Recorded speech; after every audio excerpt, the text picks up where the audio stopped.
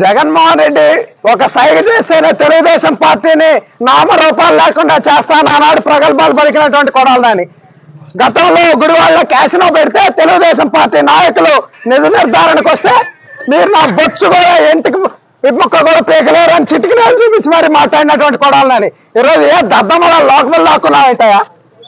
సిగ్గుండాలని బతుకి ఇప్పటికైనా అర్థం చేసుకో. అధికారం లేకపోతే పోలీసులు లేకపోతే నీ కుక్క బతుకు.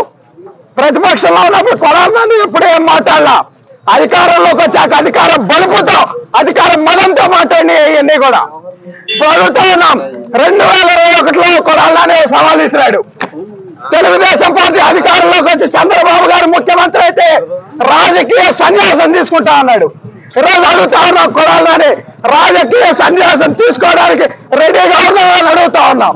ఇంట్లో దాక్కున్నాడు, పిరిగి పొంత దాక్కున్నట్టు. గుడివాడ ప్రజలు భారీ మెజార్టీతో తెలుగుదేశం పార్టీని గెలిపించారంటే అది నీ మీద ప్రజలకు ఉన్నటువంటి ఒక చేత్కారం అని ఈ సందర్భంగా తెలియజేస్తా ఉన్నాం. ఈ రోజు కొడాలని చెప్తా ఉన్నాం, ఇది ట్రైలర్ మాత్రమే. సినిమా ముందున్న రాజా లోకేష్ గారి ఆధ్వర్యంలో మళ్ళీ అంకుశ సినిమా తీపోతా ఉన్నారు. నిన్నే రామిరెడ్డి గారు పెడతారని కూడా ఈ సందర్భంగా చెప్తా ఉన్నాం. కొడాలని జనాల్లో కనిపిస్తే ఇక అదే ఆఖరి రోజు కూడా అవుతుందని ప్రజలు భావిస్తా ఉన్నారని కూడా ఈ సందర్భంగా తెలియజేస్తా ఉన్నా. పీకుతా బొచ్చు పీకు రమ్మంటావు కదా, రా బయటిరా, బొచ్చు పీకుతారా రండి అన్నావుగా.